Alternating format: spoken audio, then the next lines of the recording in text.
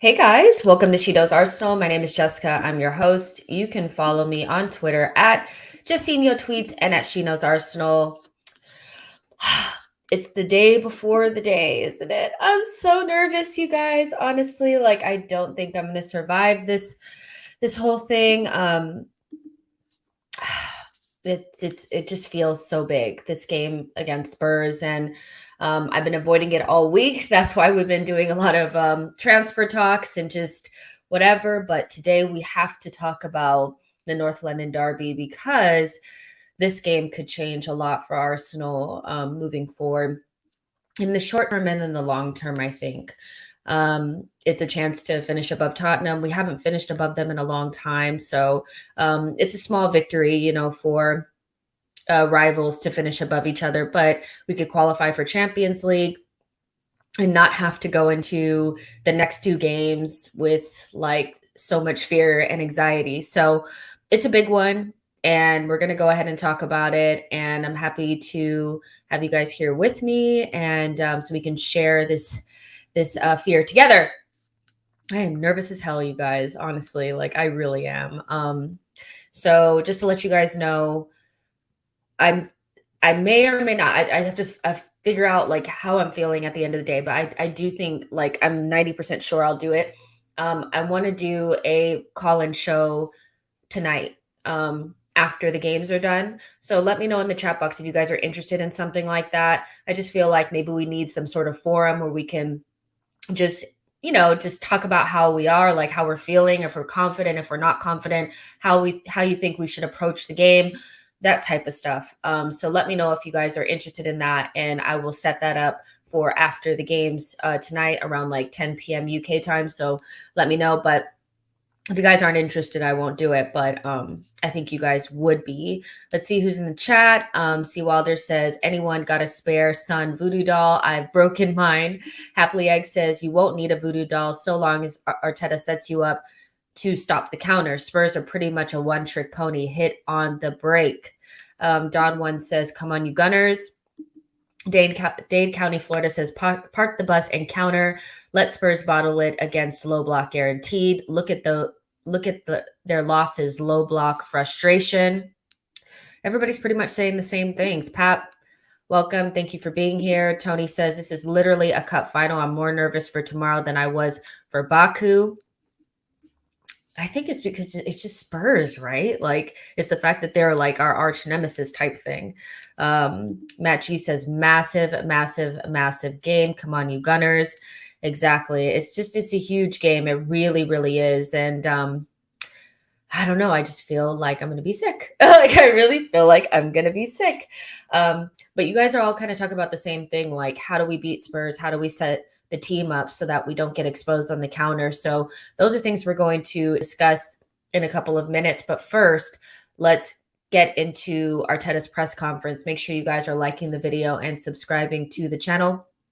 So here's my little Bukayo Saka. And the reason why I put him on the thumbnail and on the front of this presentation is to just like will him to play tomorrow. I need him to be fit enough to play. But let's get into the press conference. So I just pulled a couple of things from Arteta's presser. He spoke about Gabriel Jesus, and he spoke about, like, he didn't really get into the Jesus thing because he was like, okay, we don't talk about players that are not ours. But he was asked about that. He was asked about some different things. Pat, like, is it better to win as a player or as a manager? Like those types of things. But I pulled just a couple of quotes and we can just kind of talk about it. The first thing is on whether it will be better to achieve it, Champions League, away to Tottenham. Arteta says the message is clear. If we win against them, we are in the Champions League next season. You don't need any motivation or to tell them anything more than that. The opportunity is there. We're going to play and go for it like we always do. It's how we have got into this position, and it's how we are going to approach it. So Arteta's, those are not really fighting words, I wouldn't say, but these are big words. These are words of intention. We are going to go out there and really try to win it. We're not going to, I guess, play for a draw, which I do think if you play for a draw, you'll probably lose. It's just too hard to play for a draw. You kind of have to go for it and play for a win. I think the importance is to figure out how to go for it without being exposed. We've seen that, in most games, except for, maybe the Chelsea game, the most recent one that we've played a back four. And then sometimes it's worked and sometimes it hasn't. I think, back to Chelsea at the beginning of the season, Manchester City beginning of the season, Liverpool away, where we played back four and we were kind of insistent on playing our way, and it didn't really work to our advantage. We didn't really change things around or do anything to mitigate the serious threat of the opposition. So I do think there are pros and cons to going for it. But if we know anything about Arteta, going for it doesn't mean being stupid. So I do think we'll play in a way that doesn't expose us, but we are not playing for a draw. And that's pretty clear from what Arteta is talking about there. On whether Champions League qualification is like winning a trophy. I've heard that quote now many times from many different managers, and I think Arsene was the first one who said it because he could probably see what was happening in the league and the difficulty of achieving that. It was the way he described it, and it was the way that he felt, and I feel that for the club, it would be extremely important. So we all kind of know like the narrative around this top four race is that it's not a very good one. I think the media is kind of spinning it that way because Manchester United haven't been able to clinch top four. So it's a way of making it feel like, well, everybody's bad, so who cares? Nobody wants top four. It's a terrible top four race. Why are these teams getting so excited about winning, being in fourth place? It's not really a trophy. It's not a big deal. You should want more. Why are we celebrating things, accepting mediocrity? But we all know that getting into the top four is very difficult now in the league now. It shouldn't be for Arsenal. We should be in a situation where we can qualify for it easily. But because of our slide, it hasn't been as easy as it should be. And because the league is getting so much better, it's becoming harder and harder and harder and harder. So anybody who doesn't acknowledge that, I think, is being disingenuous. But at the same time, I don't think Arteta is really, he didn't buy into it fully. He didn't say, yeah, absolutely, it's a trophy, but he knows it's the first step into getting us back to where we want to be. And that's the most important thing, is that I don't think any Arsenal fan is sitting there like, okay, as long as we get into the top four, we're fine. Like, we're good. We just know it's the step that we have to get to.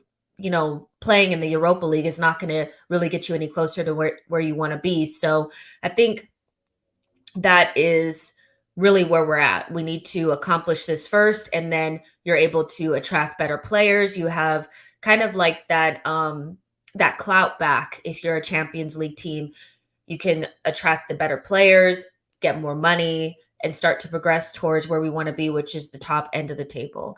And these are the same things that Pep and Klopp had to do when they first got into Manchester City and Liverpool. They didn't just go from where they were at and just shot straight up to the top. They qualified for Champions League first, and then they secured Champions League and fought for trophies and ticked up the ladder that way. So we're no different than that. And we're not here to say like, this is it, this is as far as we need to go, but this would be a monumental step, especially with the team that we have right now. Let's see. Trevelli says, even though you can argue it lowers standards, low IQ haters narrative. Lynn Simpson says, I think Mikel will be sensible with the team, and them being so young, what an achievement for everyone. I mean, for Arsenal and our history, qualifying for top four is like not a big deal. Like, because we know Arsenal should be fighting for trophies. But for where we are right now in this project with these kids, qualifying for Champions League would be monumental, especially because who's actually played in the Champions League within this squad? It's been like 5 players, mostly the older ones. None of the younger ones have really fought for Champions League, played in Champions League. So it is a big deal for where we are right now, and that's the most important thing. Don One says, I think Arteta is playing mind game. Saka is going to start. I hope so too. Trevelli says, 2 spots are locked up. It's even harder now, and that's the truth. Man City and Liverpool aren't going anywhere, so there's 2 spots. Luckily, with the new change in the Champions League format, it looks like the Premier League teams will have 5 spots instead of 4. I said 5. I went 5 spots instead of 4. 5 spots instead of 4. So that will at least give you like that extra spot, but like that's not until 2024. So it'd be nice to go ahead and secure Champions League now. Arsenio says Wenger would have walked into top 4 easily. We wouldn't need to be worried. We ate the same club, but we got to remain positive going into this game. I mean, in Wenger's last year, he didn't qualify for Champions League, and the league had started to get harder. So I do think that I want to compartmentalize Arsene's time and not make it seem like he would have been doing so much better with this team in this circumstances in this league now because of who he was back when the league was different. I just need to separate it because I saw Arsenal struggle to qualify for Champions League a couple of times. So I wouldn't go that far, but I do agree with what you're saying about we got to remain positive going into this game.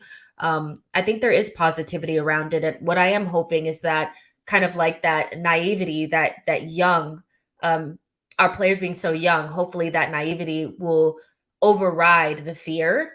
I feel like our young players have been less fearful than some of the older players when we get into these big games. And I think it's because they don't know to be scared. You know, they're, oh, we could be heroes at Tottenham Stadium, and we could beat our arch nemesis and also qualify for Champions League. Cool. Like, why would I be scared? I want to do that. Whereas you can kind of see the nerves of some of the older players when we get into these matches because they really know they've been there before. So I do think that, like, I'm hoping that the youthfulness of this squad pays out in that way for us because they just don't know to be nervous, if that makes sense. Let's see. Lynn says we need to start from Chelsea down and disregard Liverpool and Man City. They're a million times away from us. Fair enough. Osakaville says UCL will be huge because getting the ticket, the squad will transfer bit by bit into a very formidable squad. Ishmael says, so in the end, getting third in the Champions League group might be better for us than winning or coming second in the group. Yeah, I guess we can talk about that stuff when we actually qualify. And Arsenio says, Jess, our nervousness is understandable. This game is huge in the grand scheme of things regarding next season and attracting players in the transfer window. So it all depends on us now. Exactly.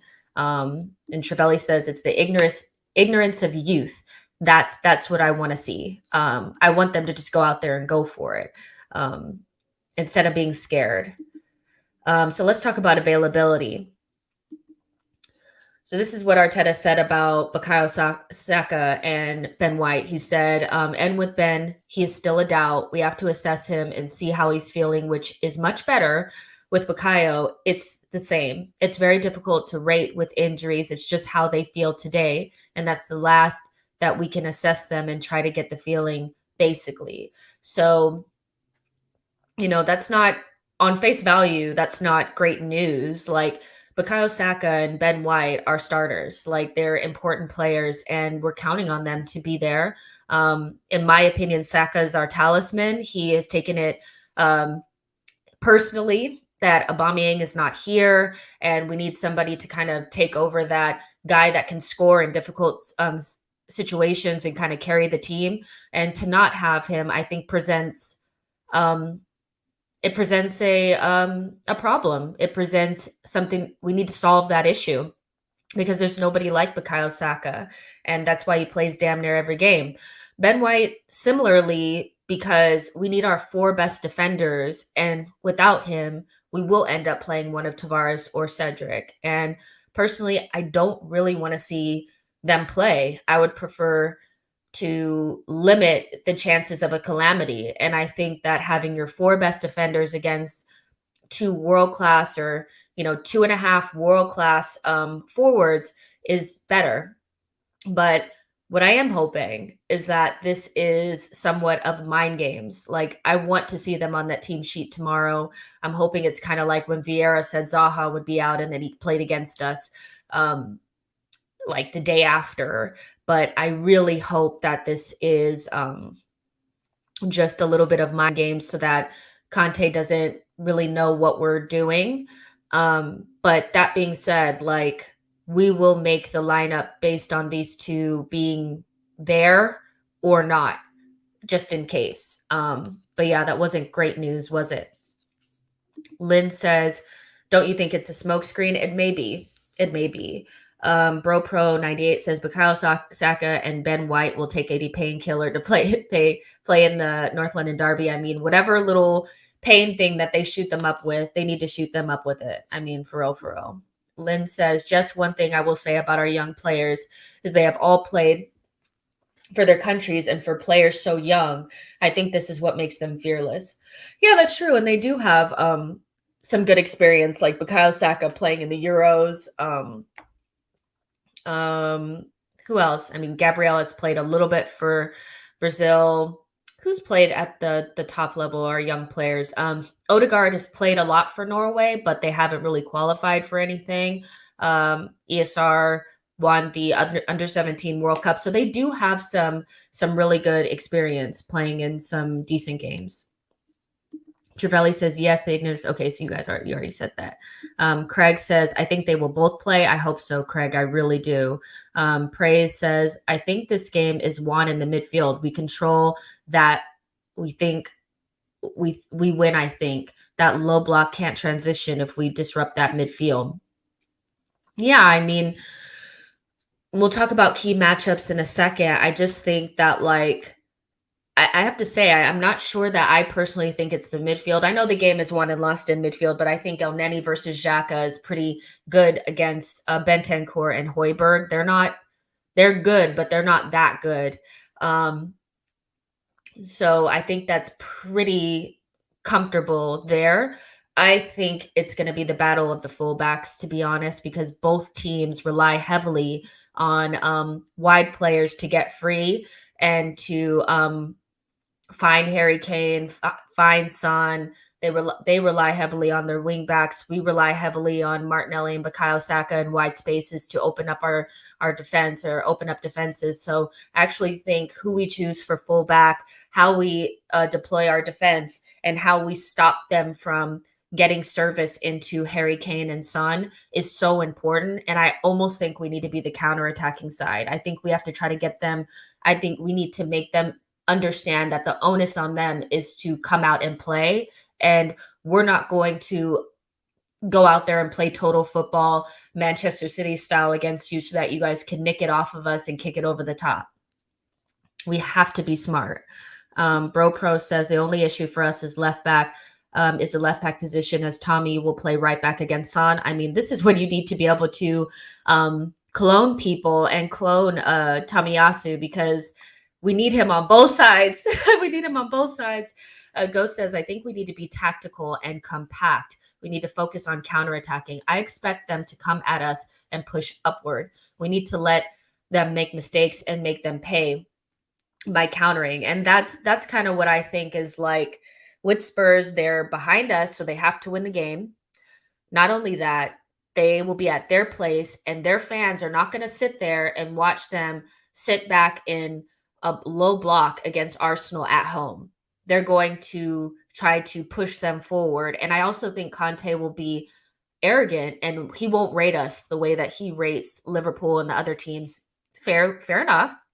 But they will try to come at us. And so that might play into our hands, because when we can play in a low, compact block, we're actually very good. We did it against Man City in the FA Cup. We've done it against Chelsea. We've done it in many times under Mikel Arteta, where we went into that block, and by compressing the space and blocking out the opposition, they found it very frustrating. We just have to be clinical on the other end. Logic says, width will be important, but strikers are what wins the derby. Hope we get the performance to remember from Nketiah and pocket Kane's Son, however crazy that sounds. I mean, they were pocketed at the Emirates. So, I mean, it's not like I haven't seen our defenders do a good job against Harry Kane and Son. I've seen it before. And people will say it's because they were in a bad way and because of Nuno, la, la, la, la, la. But on the day, it was a derby, and I saw Gabriel. Gabriel had an excellent game against Harry Kane that day. So it can be done. It can be done, even though they're in really, really good form. Saswat says, thoughts on Ben White, if fit, at right back and going ultra defensive. White marks Son, Tommy marks Kulusevski, and Harry Kane has no service because their midfield has no creativity. I think that sounds like a plan to me. We'll talk about it as well. And let's not forget that before the Liverpool game, I think Spurs, like in a couple of matches, went without a shot on goal. So they're not this team that's like just so good all the time. They have a very difficult time against teams that won't allow them to play on the counterattack. And I think Arteta has to take that into consideration. So let's move forward on that. Key matchups. The first one is Son versus whatever fullback we choose. So If this was a couple of months ago, I would say Son versus Tomiyasu, you know? And I think it will be Son versus Tomiyasu, but we need Tomiyasu on both sides. And it's unfortunate that we can't clone him, or we don't have Tierney or somebody more reliable to play on that left-hand side, because we're going to have to make changes, because we cannot have Nuno Tavares against Kulusevski without an additional center back there. The only way you can play Nuno Tavares away from home against Spurs is with 3 at the back. He cannot play as a fullback. So with Son, I put versus a fullback, but I'm hoping it's Tomiyasu. I think it will be Tomiyasu, unless Ben White is fit. But let's just talk about, like, I think Son will get very little joy out of Tomiyasu, because what Tomiyasu does well is he doesn't dive in, and he always forces you where you don't want to go. And I think Son wants to cut inside and try to find Harry Kane, or try to find the shot on his right foot. And so what Tomiyasu will probably do is try to force him into the end line. I think that could be a really key matchup if it's Tomiyasu. If it ends up being Ben White, I also think it'll be fine, but Ben can be beat in open space. And so that is my only fear with having Ben White on the right side. If that's what we end up doing, I think you have to have your best defender on Son, no matter what. But if it ended up being Ben White, my only thing would be we need to be compact, and we need to stay kind of in a mid block, because if you have too much space in behind Ben White, he can get beat isolated out on the touchline, where Tomiyasu wouldn't. But if you can shut down Son, you probably will win the game, I think, because he's a good outlet for Kane as well. I think with 3 center backs, you can stop Harry Kane pretty easily. But Son, he's going to find space. He's going to drop in deep. He's going to try to isolate the fullback. He's going to try to get into that space. And so this, for me, is the biggest matchup, because if he gets isolated one-on-one with somebody, he might beat them. So yeah, but hopefully it's Tomiyasu. But what do you guys think about this matchup? Do you think it has to be Tomiyasu? Or could we do something with Ben White as right back and Tomiyasu as left back?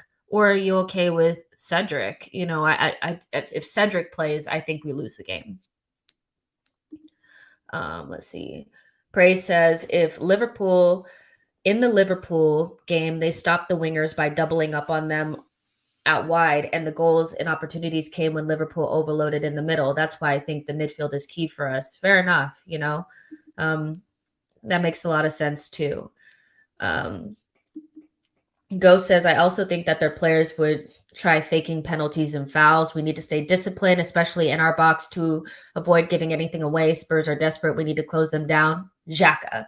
So I agree with that. I think that it's really key not to get sucked into the emotions of the game. Gabriel and Granit Xhaka in particular need to be really, really smart.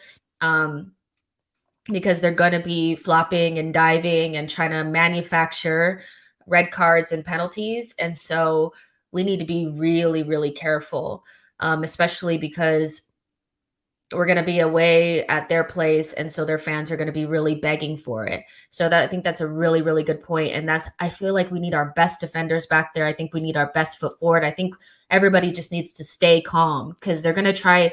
Conte will tell somebody to be in Granit Xhaka's ear all day. The dark arts will be on and popping.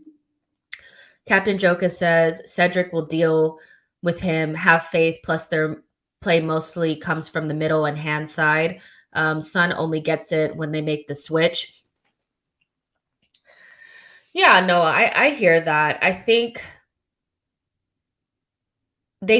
what they did really well against Liverpool was sucking them to one side and then finding the wing back alone on that far side. And then once the fullback has to make a decision, am I going to stay tight, and stay with my line, or if I'm going to go one-on-one? You saw Trent go out one-on-one a lot. Then it makes everybody have to make a decision. And Son just kind of ghosted into the box a couple of times. Like, there were so many times where they were just ghosting into the box, and Liverpool were stuck with 3 players back, two players back with like three Spurs players, one always being the wing back. So we have to be really, really careful of that.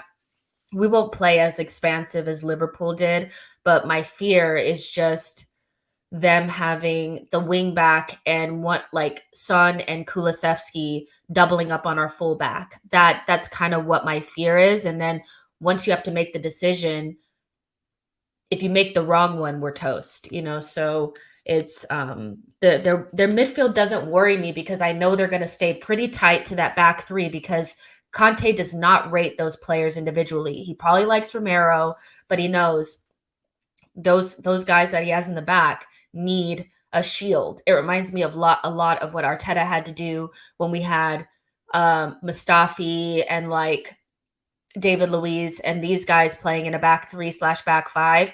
Ceballos and Xhaka stayed nailed to that 10-yard spot right in front of the center back. So I'm not too afraid of like Bentancur and Højbjerg because I know they're just going to cycle it out to try to find Harry Kane, try to kick it into channels for the wing back or Son. It's going to happen. Like it's going to happen for them. They're going to do it. It's just about how we stop it from becoming a goal, I think. Let's see. Enzo says Ramsdale will have to play like a goal, like a rush goalie tomorrow. Please don't do anything stupid. Don One says Liverpool were tired in that game. Let's be honest. They might have been tired, but still, like, I don't want to take anything away from Spurs because we played games. I mean, when we played against Man City and we lost, I thought Man City were tired in that game, even though I thought we played amazing. So I don't want to take anything away from them. And equally, we're not even on like Liverpool's tiredest. They're still better than us, you know. So I don't want to take anything away from Spurs in regards to that. Remy says Tottenham are better than Arsenal, but it's going to be a good game. I mean, if they were better than us, I think they'd be ahead of us in the table, right? I think it's very, very close. They have two really excellent players up top. If you want to add Kulusevski in that, you can, but everybody else is pretty much average. We're getting more from the sum of our parts. They have very good individuals up top, which I think makes it a little bit more equal than them being actually better than us. Lynn says, but don't you think just that Nketiah plays the way he can split the back three? Yeah, I mean, he has to be involved in this game. Like, he cannot go missing. And has Eddie played against? Okay, so he played against a back three with Chelsea, and he did fine. Against West Ham, it was like a back four. So I don't think he'll struggle against a back three the way that Lacazette did, but he has to stay involved in the game and make it a difficult afternoon for those center backs. So Martinelli will be playing against Royale, I think, as a wing back. Royale / their right-sided center back, which is Romero. So I think this could be a key matchup for us because I don't know who's going to be on that right-hand side if Saka's not there. But Martinelli is one of our biggest threats. And I want to ask you guys, like, do you guys think it should be Martinelli or ESR? Because I think Martinelli did enough to keep his spot when we played against Leeds. And I just think that teams don't want to play against Martinelli. He's too difficult to play against. They're going to get frustrated. And there's something about Royale that makes me think that he'll do something stupid like foul in the box, or like Martinelli will have him on toast. Now, Romero is another story because Romero will back up Royale when he gets beat because Royale will try to go forward and then Romero will be there. But I almost think you can make Romero do something stupid as well. If you isolate him enough, he's rash. He's no different than any other South American center back. He's rash. He likes to get stuck in. He does stupid shit as well. So I think Martinelli 1v1 against the wing back and trying to find that space in between the center back and the wing back could be something that we could exploit because they're going to try to use Royale to go forward and maybe we could catch them out.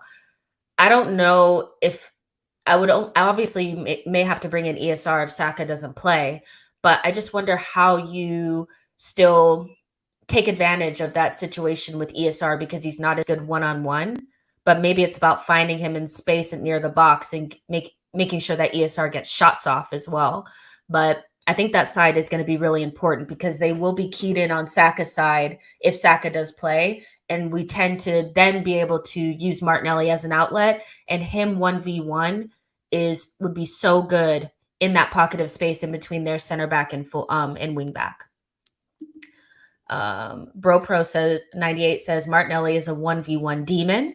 I think that the issue with Martinelli, and the only reason why we don't always say he should start, is because he doesn't finish his chances all the time. He's had 2 really good assists lately, but he's missed the goal opportunities. So, but ESR tends to be a better finisher. So maybe there's a way we can get them both on the pitch at once. But ESR has been more clinical this season, but Martinelli, I think, poses more of a threat in most of the game because ESR tends not to be involved as much. He doesn't get as many touches.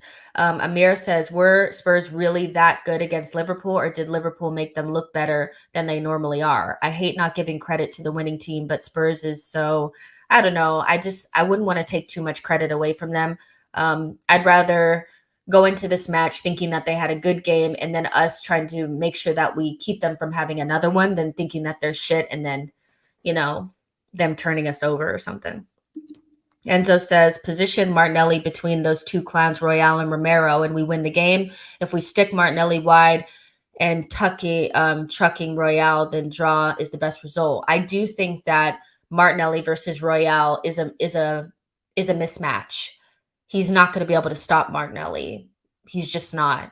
And I think Martinelli versus Romero, you could get Romero to do something stupid, but I don't really see ESR as a really good dribbler. He's more of a finisher.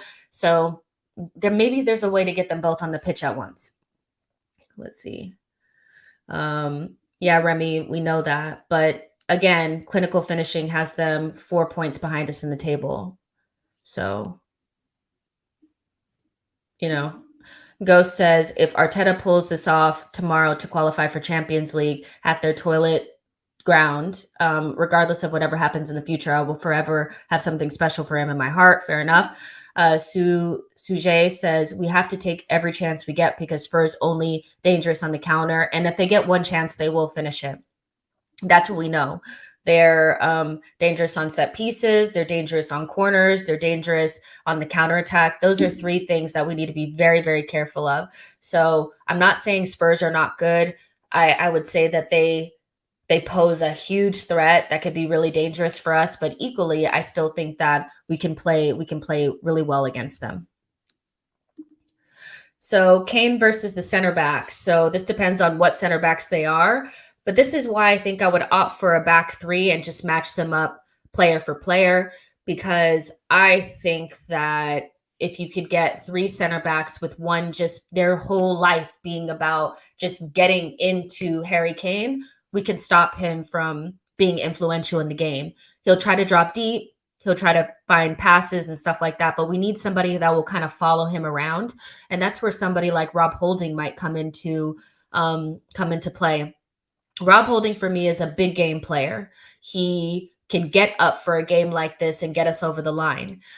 So maybe you do play, Holding, Gabriel, and Tomiyasu as center backs. And the job for Holding is to just smash Harry Kane, and make sure that he doesn't get a lot of time on the ball, because if you give him time and space, he will pick out the pass. He's that good, so I think for me, I would rather have 3 center backs so I have one free to just deal with Harry Kane.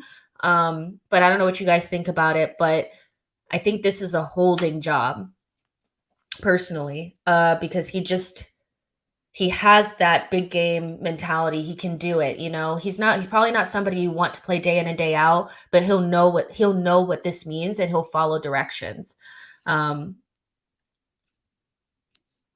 Enzo says Eddie should just drag the center back from side to side and let Saka and Martinelli do the rest. Sasquatch says, slightly confused why people are highlighting Romero as some sort of weakness. Whenever I have watched him, he's arguably their best player. We need to psych out Dyer and Davies if possible. I'm not saying Romero is a weakness. I'm saying Emerson Royale is the weakness. And you do want to isolate. What you want is Romero to have to come out to Martinelli and engage him when Romero or Royale is up or he gets beat by Martinelli. So I'm saying the space in between the two of them is a weakness, not necessarily Romero, but equally, I have seen him be rash and I have seen him do stupid things. Just like I think Gabriel is really good, I do think that in certain circumstances he can be rash, he could do stupid things. So that's why I'm saying if you isolate him enough times, you might get him in a situation where he does something dumb, or he has to come out and be in a space that he doesn't really want to be in, and Martinelli can slip in Nketiah or slip in Saka or whoever. That's all I'm saying. I'm not saying Romero is a bad player or anything like that. Happily Egg says, to the young man that asked about LFC being tired, we have been for weeks. We're winning, but not with style. We struggle. It's mental tiredness. You can tell Salah barely scored since AFCON. Lucas says ESR needs to play. He is the key. How is ESR the key? That's what I want to know. What is he going to do differently than maybe Martinelli would do? Sujel says, I'm backing El Neni or El Niesta to have the game of his life. All these boys are going to have the game of their lives, right? Bro Pro says the weakness is Ryan Sessegnon. Their wing back, Saka will eat him. That is a weak side because I think Saka against Dyer and Sessegnon could be very dangerous. I think both sides, but I also think that they'll be smart enough to try to cut off that supply, and that may be where Martinelli or whoever's on the left-hand side will have more joy. They've done that. Every big team has done that. They've shut down Saka and put a lot of emphasis on Bukayo Saka on our right-hand side because that's the side that Martin Odegaard is on as well. And then there's been tons of space on the left-hand side. That's why I focus more on that side than the right hand, because Martinelli is going to put. I've only seen Saka really struggle against Van Dijk and Robertson. That's it. He's been relatively successful against every single center back / full back pairing this season. So there you go. Lynn says Romero should have been sent off last Sunday because he did something stupid. That's all I'm saying is he has the stupid gene, just like a lot of other players. S says if Ben White is healthy, I'd put him at right back and play a back four. So yeah. Now let's talk about the lineup. And to do that, we're going to build our lineup here. So again, let's talk about this in two different ways. If Ben White and Saka are not available, and if they are. There's about 180 of you guys in here. Make sure you like the video, subscribe to the channel. And so let's go with if Saka and Ben White are available. Now, I think the issue with playing a back three. So the way that we did it against Chelsea, I thought was good, where we could kind of float in between two systems. So let me actually pull that up really quick. Chelsea versus Arsenal.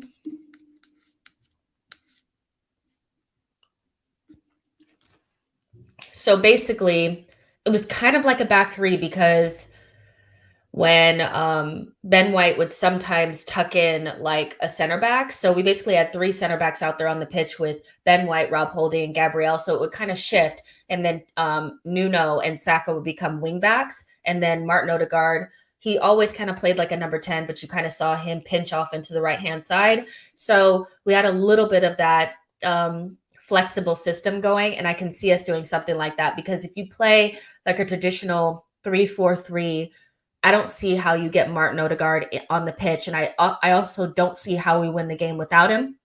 So I can see us doing something very similar. So I'll stick with the 4-3-3 with us kind of knowing that it's going to be something that can be flexible in game. And Arteta's spoken about that. He spoke about that to Jonas Adewale. And it's been spoken about a lot that what Arteta will do is he has like, I think Odegaard and Xhaka are key to this, but he has his coaches on the pitch kind of managing what Arteta wants to do mid-game.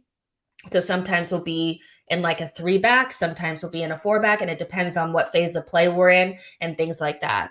So let's put Ramsdale here. He needs to have a really good game. He cannot have a howler. He really can't. He really, really can't. And let's go ahead and put the pieces that we know will be there in there. Why can't I spell on any? Oh, many. Granite.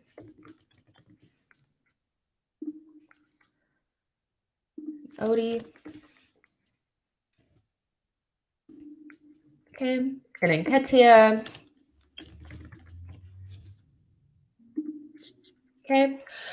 So first, I mean, if they're fit, I think it's pretty clear that if Saka's fit, he'll play on the right-hand side. No reason to change that around. Sometimes as a right wing, sometimes dropping in almost like a wing back to help whoever's playing on the right-hand side against Son. And then here's where the rest of it comes into play. Now, if we play this way and it's kind of a back three / back five that can be moved into a 4-3-3 in game. Do you guys feel comfortable with Nuno Tavares coming back in if Ben White is not available, or are you going to be putting Cedric on that left-hand side? You guys let me know, because I just feel like Nuno Tavares is somebody that I was prepared to go through the rest of the season with. But now with one game of him not in there, I don't want to go back. And so, excuse me, but I don't necessarily feel like Cedric on that left-hand side would be any better. I don't think Cedric is a very good left back, because they will know that he wants to cut it on his right and he'll become a pressing trigger just like that. So what I will say now is that if Ben White is fit, this is what I do.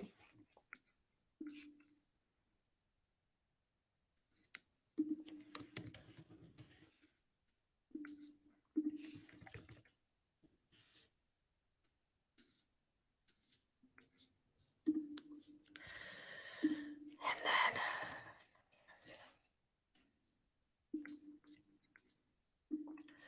this is what I would do. If they're fit, this is the team that I would come out there with. Very straightforward. Obviously, when we're attacking, it's a 4-3-3. When we are defending, Saka comes back is almost like a wing back, and we kind of just go like that. That's what I would do. Then Saka can help Ben White with Son because he's defensively reliable. And Rob Holding would jump into the space in front to try to stop Harry Kane from doing his thing. But they have to be smart, because if Holding vacates that spot, Gabriel and Ben White would need to be smart and not leave a gap open for Son to run through. And I think Tomiyasu would shut Kulusevski down. I wouldn't be worried about that at all. Xhaka would also be on that side to help out. El Neni would be screening the defense, and that's what I would go with if those two are fit. The problem comes in if they are not fit. Let's see. Bro Pro says, I don't know, both White and Tommy are conservative fullbacks. Yeah, they are, but I just think we need our best defenders there, to be honest, because we're going to be playing on the counterattack, I think. Sujel says, El Neni needs to shut down Kane, not Holding. I do think we're going to need more than one player doing it. Obviously, El Neni will do his job to do it as well, but I think Rob Holding needs to make sure that he gets in behind him, and when he tries to post up as well, make sure that he doesn't turn and have that easy pass in behind. It's going to be a team thing, but I hear what you're saying. Olivier says the advantage is size. We would collect all the headers. Harry Kane is good in the air, and they have some really tall fullbacks that can get goal, or tall center backs that can get goals as well from set pieces. I think I prefer to have our best defenders with the most height back there, but I get why we would want an attacking fullback somewhere. I just don't know if I would be interested in seeing, because Cedric, what he adds going forward is not great. And Tavares is an attacking threat, but what he gives you in defense is basically a heart attack. S says ESR blitz Spurs at home. I'd pick him ahead of Gabby.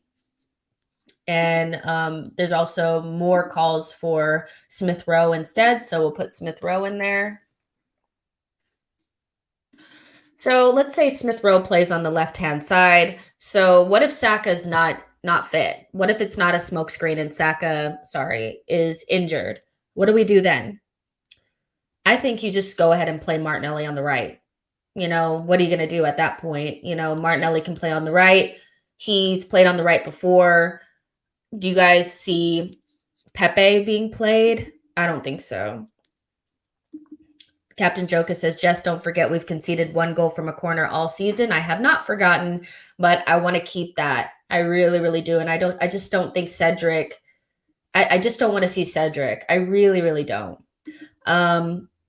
Amagbalade says Martinelli comes in for Saka, so Gabby will play on the right. So Martinelli, he can still do damage from that side. He scored a goal from that side, I think, with Tomiyasu. Remember that Tomiyasu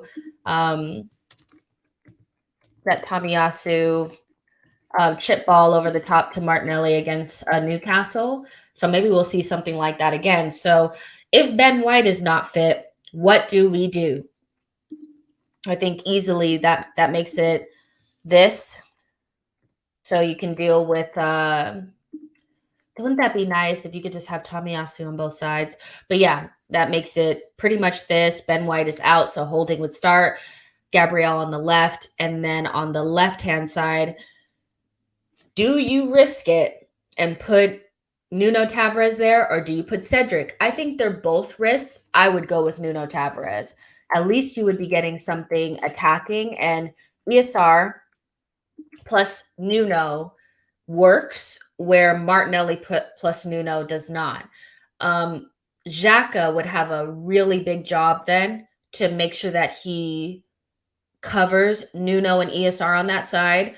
And I would be worried about Kulusevski getting free on that side. But you got to take the rough with the smooth. I just don't see a reason to play Cedric. I don't think defensively he's that much better than Nuno Tavares. I don't think he's that two-footed where he could be put on the left-hand side and not become a pressing trigger. Kulusevski would bully him anyway because he's quite small, and at least Nuno could probably catch up with Kulusevski if he gets away. But if Saka and Ben White are not fit, this is pretty much what I'd go with. Our midfield stays intact. We still have a pretty good attacking unit up there. Without Saka, I do feel a little bit like we lose something there massively because Saka is such a big player for us. But I back Martinelli and ESR to do a good job. And our defense is pretty solid except for Nuno. So what do you guys think about that? Sujal says Kulusevski is more of a threat than Son. I think they all are. The Edry says, seriously, all up for the clowning now, want 2 Tommies. S says, play Cedric on the right and keep Tommy on the left. Whew. I mean, I wouldn't be surprised because Tomiyasu on that side worked really well. But Cedric against Son doesn't make sense. It just says crazy. It just sounds crazy to me. But Tommy will want Son. I mean, is Kulusevski a bigger threat than Son? I don't think so. I think Son into space, like we need somebody there that's going to make him feel like he's not going to have a good game. Tomiyasu literally, like Rafinha was in tears when he saw Tomiyasu standing there and he was like, damn, I'm not going to have any joy today. They told me it was going to be Nuno Tavares. So maybe you do go with Tommy on the left. Who do you think Arteta trusts the most in a really big game where he says we're going to go for it, we're going to win, we're going to get Champions League away at home from Tottenham? Do you think Arteta trusts Cedric more on the right and leaving Tommy on the left? Or do you think he trusts Nuno Tavares more on the left and leave Tommy on the right? I think that's also really important. Who does Arteta trust? Cedric?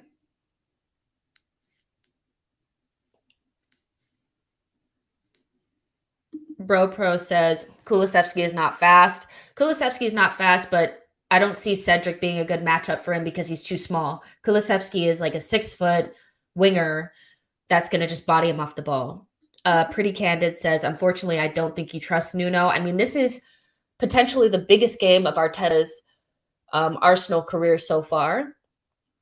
Do you think he'll risk it with Nuno Tavares, or do you think he'll go with Cedric?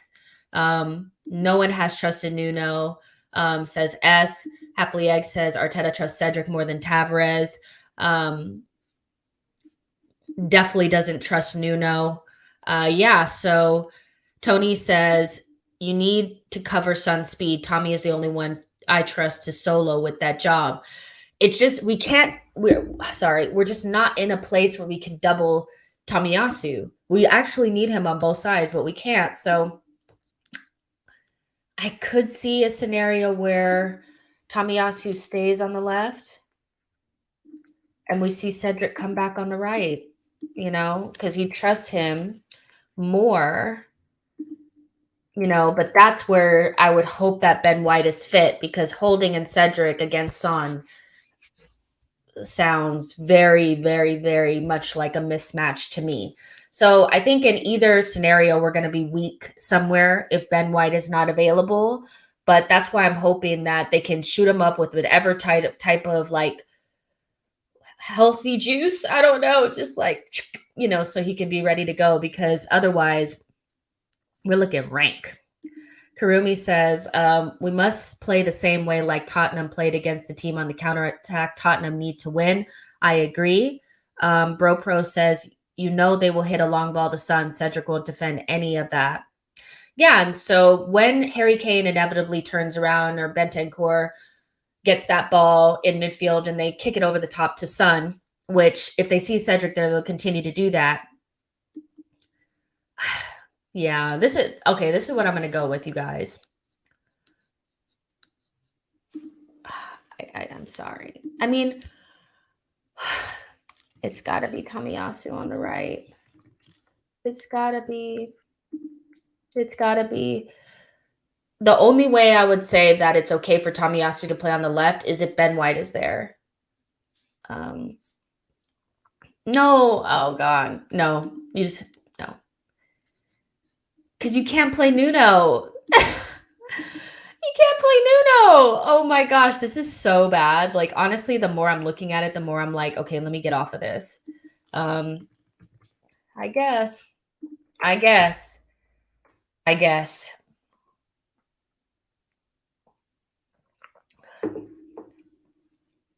This is why it's going to be so important to make sure that we bring in at least one fullback this summer, because I don't ever want to see this again.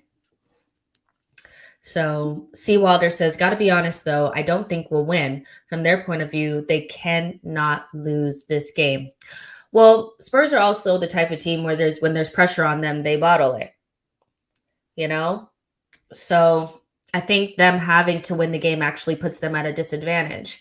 If they didn't have to win it, I think they'd just walk right in there and do what they need to do. But because there's so much pressure, I think they might be just too nervous, especially because they'll want to play on the counter. And if we sit in and say, no, we're going to play on the counter, you need to play, their fans are going to go crazy. So I do hear that. But yeah, we'll probably see. I don't know. I just don't know, you guys. I think I keep going back and forth, but I'm actually going to say this is going to be my final answer. It's going to be my final answer. I don't know. If both of them are out, which I'm hoping at least one of them are in, I just don't see a scenario where we get out of there with any points if we don't take care of Son. And the only way we can do that is with Tomiyasu. And also because Holding, although he can do a job, he's not amazing. He needs Tomiyasu to the right of him. Gabriel is going to have another difficult game trying to manage Nuno Tavares. But Xhaka hopefully will drop into left back for us and help us over there. But this is my final answer, because I just don't think there's a scenario where Cedric can handle Son. I just don't see it. And so, like, I just don't, and at least Nuno can carry some sort of threat going forward. I mean, they have their own Nuno Tavares on that same side, who's pretty shitty. And I think Nuno Tavares could give Emerson Royale a difficult time because Nuno, as bad as he is defensively, when he gets into the final third, except for his shooting, I do think he has a better cross on him and more about him in the final third than Cedric does. I just see no point in Cedric being in there. I really don't, because there's no positives to Cedric in this game, in my opinion. He's not really very calm in most of our big games, especially like at home to Manchester United. He looks scared as shit. And I'm just like, if we can't count on you to be an experienced head that's, can lead the young players, and you also are not good on set pieces, and you're also not good in the final third. Oh, and by the way, you're not a very good defender. I don't see any point of having him in there. Even though Nuno Tavares is very much so a liability in defense, but Granit Xhaka will just have to do a job. This is what I'm going with. Sorry. Olivier says, we are beating Spurs. They are not as good as people think against a team like us. Tony says, Nuno and Xhaka is enough for Kulusevski, Gabriel plus El Neni for Kane, Tommy Solo Son. Dade County, Florida says, Xhaka will be key for tomorrow. Yeah, he has to have a very, very, very good game. Happily Egg says there are other ways of dealing with Son. If the defender is smart and you squeeze Son up against the sideline, don't challenge, mark him back to the line, give him one ball backward. I mean, I think Tomiyasu is our only fullback that's smart enough to be able to figure that out, and physically good enough to do it as well. So I need Tomiyasu, if Ben White is not there, to be on Son. I just don't see. Kulusevski is good, but I think a combination of Nuno Tavares, Xhaka, and Gabriel can do a job. Gid says, we can't have Son anytime in space. Tommy's got to be right back. I know that Kulusevski seems like more of a threat, I think, because he's usually the open one because people are focusing more time on Son. But Son is better than Kulusevski. He is the threat. He can score with his right, his left. He's quick, and he's experienced. So I just think you have to have your best defender on him. Olivier says communication. It will be all about that between the defense and the midfield and in between the fullbacks and the center backs. They're going to be running the channels in between the center back and the fullback. And so they have to have really good communication as well. Remember that time where I think it was against Crystal Palace, Nuno and Gabriel didn't communicate in that space, and Gabriel jumped through and did that slide tackle and didn't hit anything, and Nuno was asleep. I think the communication between the fullback and the center back and the defense to the midfield is going to be key. If Emerson Royale has a typical Emerson Royale game, then Tavares will have joy. That's what I'm thinking as well. Like, we have to be able to take advantage of their shortcomings as well. They're not perfect, so we can't spend all of our time trying to nullify them and not looking and seeing like, okay, well, what could hurt them? Nuno Tavares versus Emerson Royale is a matchup. It's fine. And excuse me, I have to blow my nose.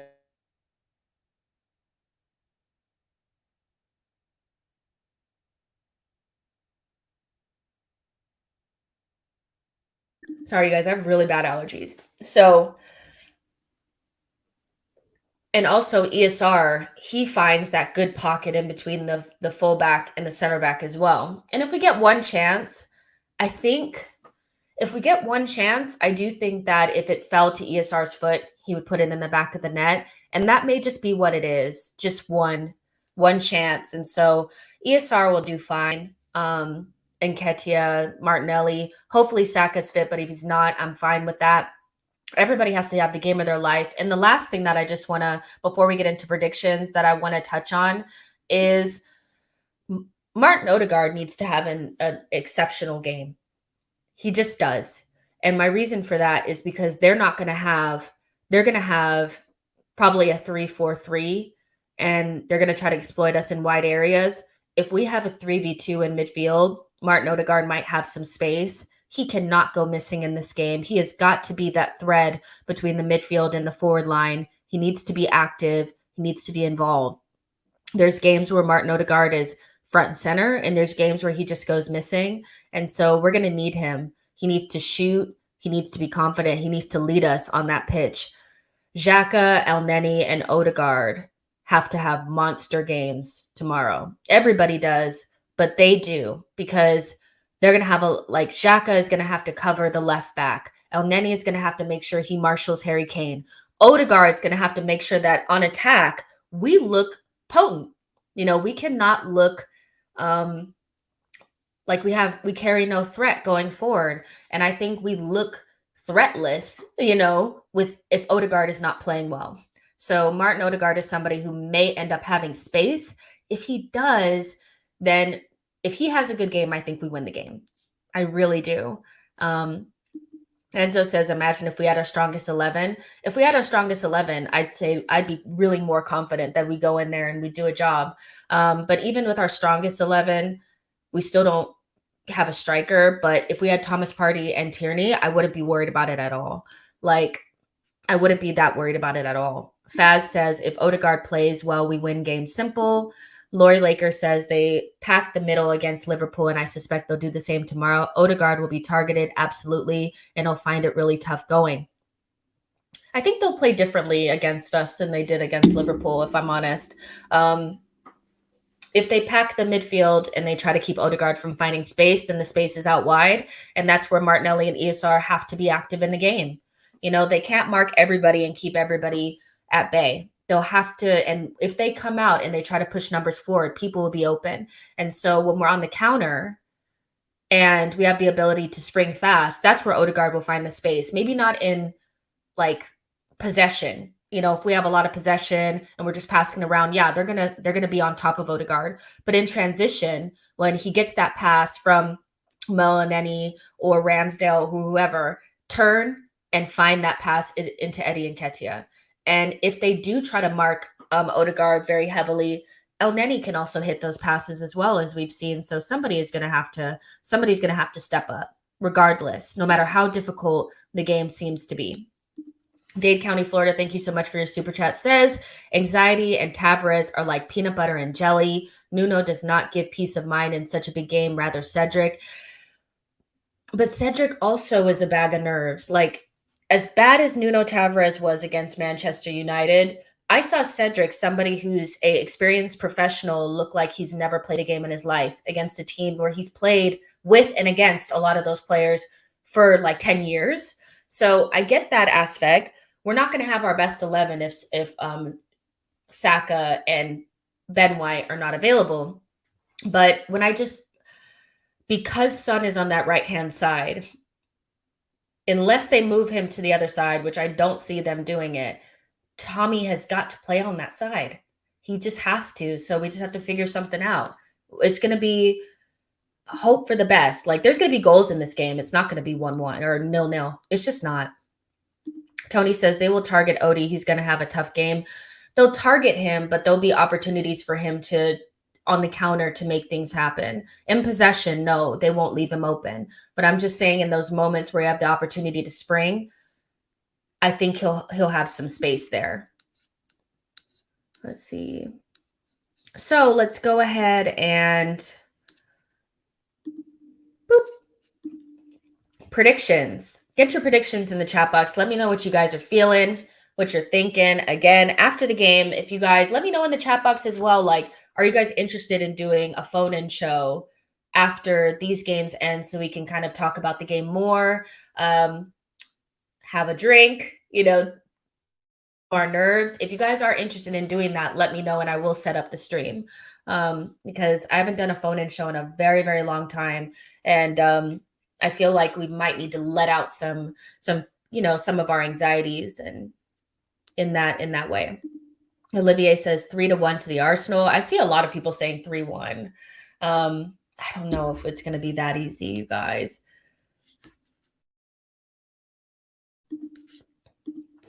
Ram Kumar says Odegaard is no mug. He will ruin their defense tomorrow. I hope so. Pretty Candid says 1-1. Alexander says 3-1 either way. Faz says if we score first, 2-1. If they score first, it might get nasty, 3-1. Gid says 2-2. Mohammed Gidado says 2-1 Arsenal. So glad we have Mo Elneny. Dade County, Florida says 2-2 Arsenal. Twin says 4-2. Is that to Arsenal or to Spurs? Happily Egg says AFC by 1 goal. Seawalder says Saws, I'll be watching Spurs fan channel if we win. Gid says 2-2. What I'll say is that my prediction is that we'll draw the game and we'll win against Newcastle and we'll get into the Champions League that way. I don't think we're going to win tomorrow, and that doesn't mean that I don't think we'll play well. I just think that it's going to be, both teams are going to be a bag of nerves, and it might be a bit of a 2-2 craziness. That's what I think is going to happen. I think we'll score first, and then they'll score, and then we'll score, and then they'll score. It'll be one of those, but I think both teams are going to be a bag of nerves. I don't think Spurs are going to be just out there clicking and looking like they don't have anything on the line. They know they have to win it, but equally, I think our nerves will come in at some point as well, and it'll be somewhat of a mess. We just have to make sure that we don't get anybody sent off. I feel like that's the most important thing for me, because if we have a game against the next game against Newcastle, they're playing for nothing. And I know it's St. James's Park. I know they'll be up for it in the beginning. But if we go at them the way we've done other teams, I think we'll win it then. I think we get into the Champions League then. But we cannot lose tomorrow. That, I think if we lose tomorrow, I do fear for us in those next 2 games because of the opposition. I think we could still beat Newcastle, but going up against Everton on the last game of the season when they potentially need to win that game to avoid relegation, and we need to win to get into the Champions League. This is also assuming that Spurs win both of their games. It cannot go to that it can't go that far. So for me, we have to get something out of the game. If you offered me the draw now, I would take it. I think it's going to be a lot closer than some people think. I'm seeing a lot of 3-0 score lines, 3-1 score lines. I don't think it's going to be like that, but I do think it's going to be it's going to be messy. There's going to be goals, and I think we walk away with something, but maybe not the win. Pretty Candid says, you're right. No red cards, Xhaka. Seawalder says, what a dilemma if we win 3-2 off of a Pepe hat trick. I mean, Pepe, I would love to see him do something. I mean, he's contributed something really big to our season, which was the goal against Wolves. I'm not going to sit here and act like he hasn't done anything, but I just don't see an opportunity for him to do anything unless it's at the very end of the game and we need a goal. But that may be a scenario, and I hope he's up for it. Faz says, I think Spurs are more nervous than we think, to be honest. We need Nketiah to press to be top notch. Emmanuel Banda says 2-1 to the Arsenal. Eric Alvarado, thank you so much for your super chat, says, mine says 2-2. Hart says 1-0 to the Arsenal. Come on, you Gunners.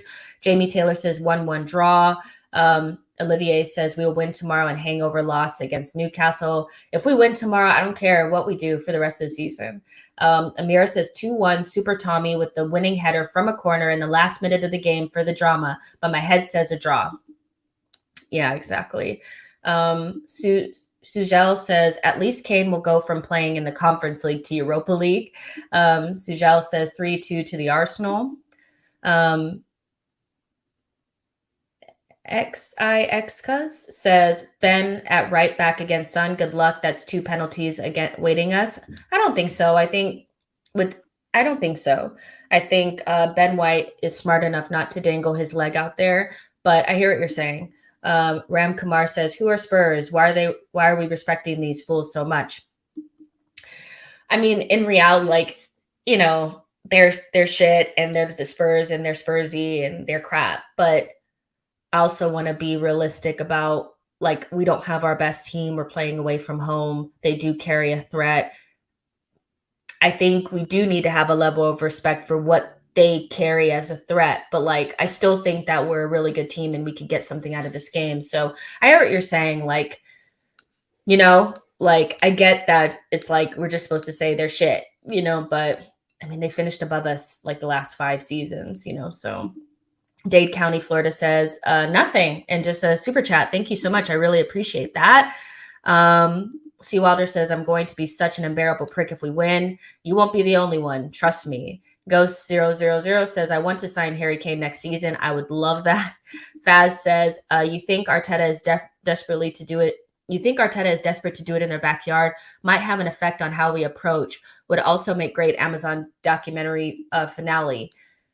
I think that's what he's going for. He wants the big kaboom at the end. I mean, after what we've been through this season and the start of the season and all of that, it would be such a storyline to have something like that happen. But if we do win, it's going to be a hard-fought win. It's not going to be easy. We have I had a community poll going. Will Arsenal win, lose, or draw against Spurs? 63% of you guys said we'll win. 16% said we would lose. And 21% of you guys said that we would draw. That's 306 votes. So that's quite a bit. Make sure you guys are liking the video and subscribing to the channel. I will keep you guys updated on what I'm going to do after the game. I'll do something, if not a phone-in show, maybe a Twitter space or something. So make sure you guys are following me on Twitter at Justino Tweets and at SheKnowsArsenal. I'll do something after the game. But yeah, if I don't see you guys or talk to you guys later, I'll see you guys on the other side. I'll see you guys on the other side. I do unfortunately have something to do tomorrow. I'll be working in the midst of the game going on tomorrow. So win, lose, or draw, I'll be home later to do player ratings and a little bit of a chat about the game. Hopefully I'm talking about us going into the Champions League, but I do have to work at the same time that the game is going on. So I'll be watching and working at the same time, but I will be here. But I really appreciate you guys chilling with me. There's 150 of you guys here. Like that video, subscribe to the channel. Dade County, Florida. Thank you again for your very generous super chat. And I will see you guys on the next one. I'm so scared, you guys. Bye, guys.